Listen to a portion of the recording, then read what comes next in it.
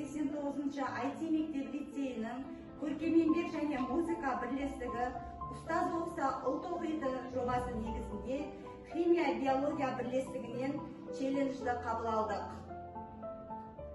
Ұстаз оқса ұлт оқиды жобасы аясында Дейл Карнегидің «Дос табу және адамдарға ықпал ету өнері» кітабын алып талқыладық.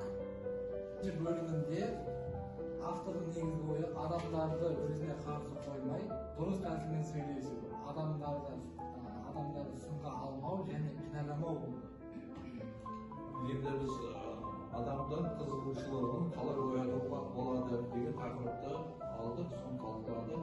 Адамдардың қызығушылығын алдын ала сұрастырып, ол адам неге қызығады, нені жақсы көреді, соны білу керек. Сол адамды кездескенде әңгімені сол кісінің жақсы көретін тақырыпта бастау керек. Сонда сол адаммен дос болып, ары қарай жұмысты бірге атқара бересің және өмірдегі жақсы достарды арттыруына, өзіңнің де жұмысыңның да алға басуына жағдай жасайды. Екінші бөлімде адамдарға ұнаудың тәсілдері туралы айтылған. Негізгі ойы кез келген ортада адамдар сені жақсы қабылдау үшін не істеу керек, Бағдат? Шынайы жүріндеу, адамды аты жөнмен атау, жақсы тыңдай білу, басқаның пікірі мен қызығушылығына мән беру, өзгені маңызды сездіру тәсілі. Дұрыс айтасың, Бағдат. Бұл бөлімде достықта, жұмыста, күнделікті өмірде өте пайдалы.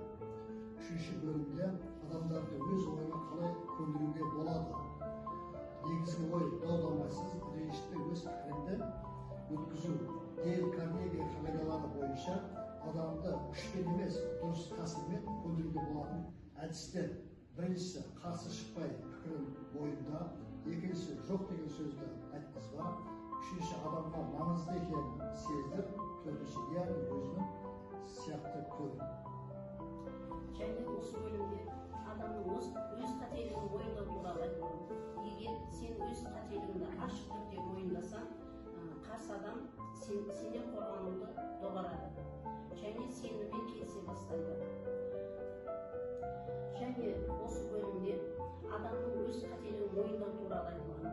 Егер сен өз қателігіңді ашық түрде мойындасаң, қарсы адам сенен қорғануды доғарады және сенімен келісе бастайды. Төртінші бөлімде адамдарды меншікпей өзгерту жолдары жайында айтылады. Яғни негізгі ой адамды түзету емес, ынталандыру арқылы өзгерту. Яғни қысқаша айтар болсақ, алдымен жақсы жағын айту, сынды жанама түрде жеткізу. Бұл тәсіл ұжымда, мектепте, отбасында өте тиімді. Төртінші бөлімнің жақсы сөз жарым ырыс тақырыбында 4-ші сынып мұғалімі Көкмесханның ханымның сыныбына жаңа қосылған Том есімді аты шулы тентек оқушы жайлы айтылады. Ол оқушы өте сотқар, сорақы, үшін сыныптағы мұғалімі де ол үшін көп шағымданған болатын. Бірақ алайда Томидің өзінің ерекшеліктері бар еді. Ол сабақтарды еш қиындықсыз орындап, жаңа тапсырмаларды еш қиындықсыз орындайтын еді. Міне осыны есепке алып, Хопкинс ханым Томиді бірінші күннен өз қолына алуды ұйғарады.